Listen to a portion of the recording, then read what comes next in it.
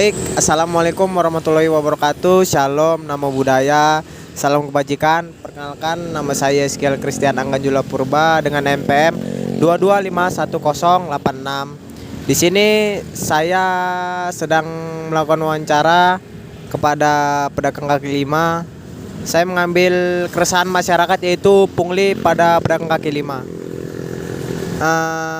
Tugas ini diperuntukkan kepada dosen pengampu saya yaitu Dr. F. Yudi Priyo Amboro SH M Hum. Baik, sekarang saya akan melakukan saya dari dari prodi ilmu hukum. Di sini kita langsung saja bertanya kepada Bapak itu. Baik, Pak, boleh tahu Bapak dengan Bapak siapa, Pak? Bapak Dika. Boleh tahu nggak, Pak, udah berapa lama Bapak berjualan? Baru 4 hari. Baru 4 hari? Iya. Berarti baru? Iya, baru. Selama 4 hari ini ada nggak, Pak, kayak orang-orang tiba-tiba minta kayak pungutan gitu, minta uang tiba-tiba kayak seakan-akan seperti uang sewa gitu, Pak? Ada nggak, Pak, kira-kira? Kalau sementara sekarang nggak ada. Nggak ada ya, Pak? Nggak ada. Mana tahu selanjutnya kita nggak tahu kan. Jadi kalau menurut semisal ya, Pak, amit-amit kan orang kan nggak mau juga kan seperti itu. Kalau ada, apa yang Bapak lakukan? Kalau dapat jangan ada lah yang minta. Iya. Kayak usaha kecil ya kan. Sama-sama cari makan gitu. Nah, ya nampaknya kalau dapat usaha itu jalan, ada yang ganggu lah istilahnya. Nggak aman istilahnya. Tapi kalau misalnya ada yang memang betul-betul kesusahan gitu, Pak, terus dia minta gorengannya, Bapak kasih nggak, Pak? Ya, sementara kalau dia minta secara baik kita kasih. Nah, mungkin kita namanya orang minta secara baiknya kan. Kalau sementara ini memang masalah pungli memang nggak ada. Berarti sejauh ini alhamdulillah belum ada ya, Pak? Belum ada, alhamdulillah. Karena kita baru buka yang 4 hari ini. Ya udah segitu aja, Pak. Ya.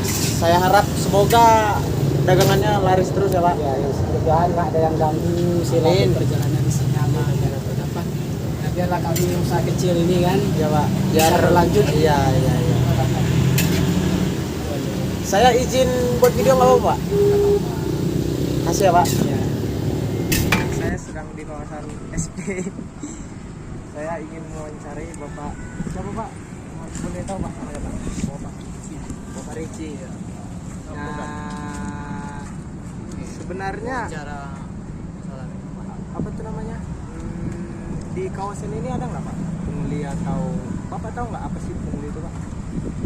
Pungli yang kayak itu kan, yang kayak kebanyakan itu kan di lalu lintas Ya, kayak minta-minta. iya gitu, Pak. minta kalau sini kayaknya nggak ada.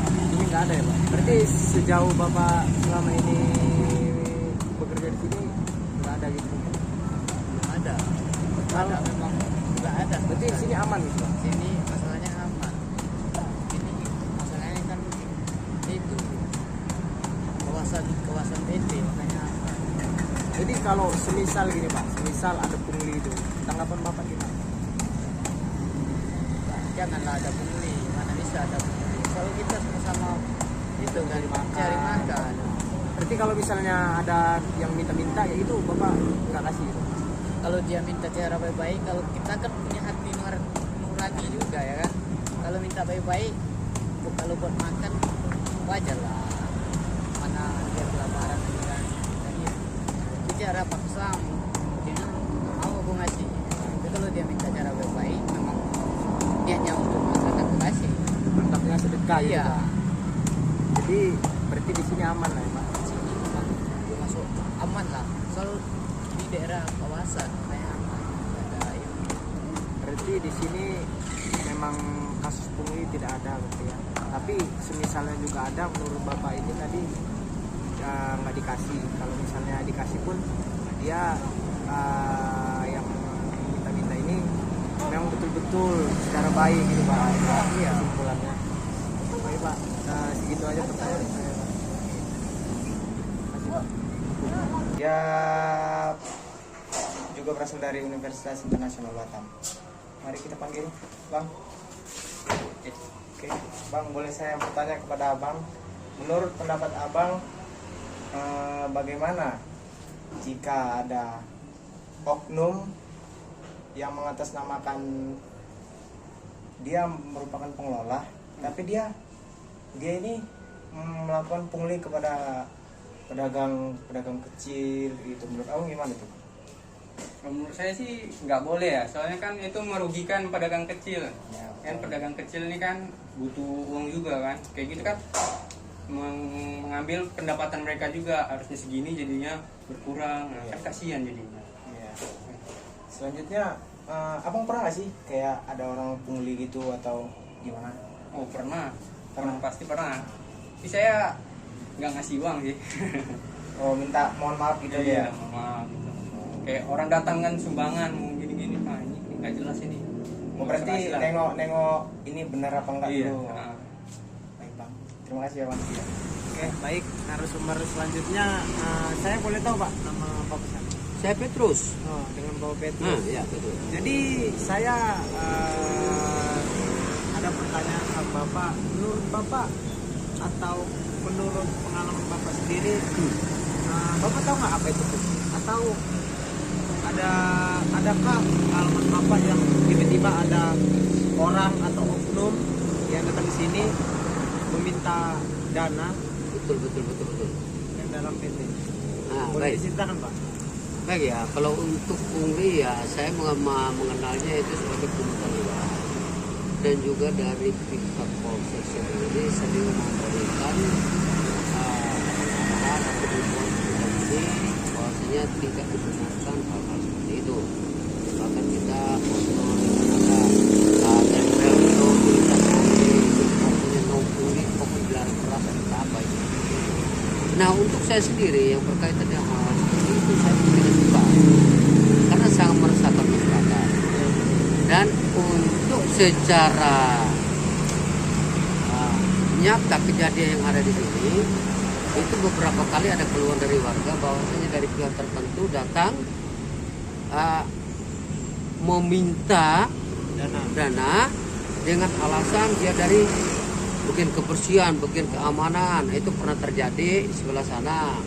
Ada laporan dari rekan-rekan pedagang, kami udah diterima ini. Siapa yang terima itu? Nah, bahasanya dari ini katanya kan. Oh, kalau istilahnya dari itu nggak ada. Berarti Karena yang ada di sini, kalau di sini hanya antara Bu Rohani atau saya, dan itu pun sesuai dengan instruksi perusahaan. Lain daripada itu tidak ada, terkecuali saya wakilkan kepada rekan-rekan saya, mungkin saya berhalangan dengan ciri yang mereka tentukan itu, sebutkan itu, tunjukkan itu. Tidak ada di anggota kita. Jadi disitulah saya merasakan. Begitu juga yang datang ke sini. Nah, saya ingin tahu juga seperti begini. Misalkan dari suatu organisasi, terus mereka datang ke sini dengan alasan masukkan proposal, itu termasuk dulu. kalau menurut saya pribadi, kalau mengajukan proposal dan isi proposalnya itu jelas Pak, kayak instansinya, terus biayanya buat apa, pokoknya semuanya yang isinya itu jelas, dipergunakan untuk apa, itu boleh-boleh saja Pak. Itu kembali lagi kepada PT, dia memberikan atau hanya sekedar menerima. Nah, dalam arti kata itu tidak masuk dalam kategori pungli. Bukan. Baik. Nah, baik. Terima kasih. Nah, dengan ini kan kami pun juga bisa memilah, karena sering kali terjadi datang dengan hal-hal seperti itu dari organisasi tertentu. Nah, cuman ya seperti kalau ke sini langsung datang terus paling proposal aja sih. Tapi kalau yang untuk di ruko-ruko di ini ya itu ada, memang Yang ada. kayak orang bawa kota gitu, Ada yang bawa kota itu udah sering sekali dengan alasan kami dari ini itu sering sekali. Nah, kita sering kalau kita dapat kita kasih tahu mohon maaf di sini tidak diizinkan untuk hal-hal seperti ini. Begitu juga ada yang dengan alasan dari pihak pemerintahan dalam hal ini, banyak sekali dari cara-cara orang-orang itu. Cuman terkadang ada benar-benar jadi korban karena begitu kita nyampe baru mereka cerita, waduh saya udah kasih pak, ngapain pula kamu kasih bu? Oh berarti ada beberapa kasus yang dia minta sama oknum ini minta sama orang ada sama warga ini yang di Ruko itu udah terlalu dikasih ya. Begitu kita datang patroli ada cerita nyampe seperti itu. Kenapa dikasih bu? Kan udah kami bagikan itu nomor-nomor security itu supaya kalau ada hal-hal seperti itu telepon ke kami. Biarkan kami yang jumpain mereka, kami minta keterangan kepastian seperti apa. Waduh kamu nggak tahu pak. Nah itu waktu itu pernah terjadi di mana itu ya? Ada. Nah cuman ya mau gimana lagi? Ada yang datangnya dalam versi ini wajib instruksi pemerintah harus beli. Nah itu ada juga. Harganya berapa? 200 sekian. Nah, wah masa gini-gini kalau nggak pak? Ini wajib pak bu gini. Itu pernah juga. Nah jadi ini entah poinnya itu masuk dalam kategori apa saya juga belum paham lah. Penipuan halus ataukah masuk ke poin kategori yang itu juga atau bagaimana? Terus kalau yang datang dengan kotak begini-begini itu udah sering juga dengan alasan yang dari untuk ini untuk itu sering lah. untuk dana pembangunan jalan, untuk bencana dan lain sebagainya seperti itu sering sekali, sering. Cuma kita setiap kali kita datang, kita ketemu, kita selalu kasih tahu di sini nggak bisa seperti itu. Kalaupun kalian mau ini harus melalui prosedur semua dari pihak pemerintahan, pemerintah setempat. itu jelas. Ada pemerintah setempat, ada izin ukur resmi lah. Nah, gitu. Baru ada minta izin ke pengelola. Pengelola izin, silakan. Nah, tapi kalau pengelola tidak izin, kami tidak bisa. Itu yang sering terjadi. Kita harus akui. SPOD termasuk tempat terbuka. Banyak juga oknum yang mencari-cari kesempatan. Oh banyak, ya itu ada aja. Kita nanti putar baru dengar cerita, laporan begini. Baiklah Pak, terima kasih Pak. Baik, terima kasih kembali. Nah, baik. Semoga sukses. Oke baik, mari saat ini saya melanjutkan ke narasumber selanjutnya. Ya Ibu boleh tahu apa namanya? Nah, Ibu dengan Ibu Lisbeth, apakah Ibu sebelumnya tahu tentang pungli atau Ibu ada pengalaman kayak ada oknum atau orang minta-minta?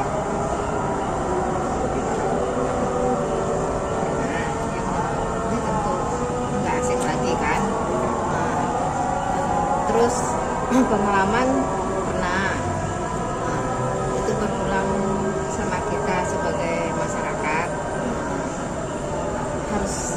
Harus lebih cermat dalam lebih jeli dalam melihat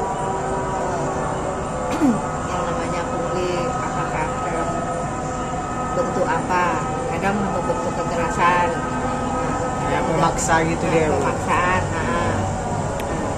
Tapi kalau sebagai masyarakat harus betul-betul harus betul-betul jangan gentar, jangan takut, soalnya negara kita ini negara hukum. Betul.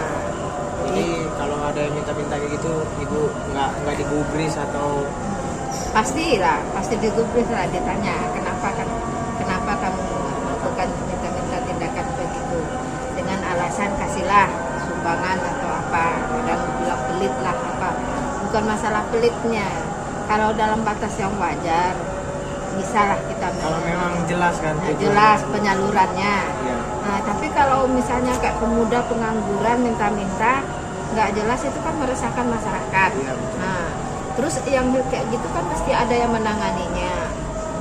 Harus perangkat kayak dari mulai RT RW setempat atau ke jajaran ke di atasnya. Jadi harus saling Saling membantu biar masyarakat juga merasa nyaman, aman, nggak Iya. ada lagi pungli gitu ya.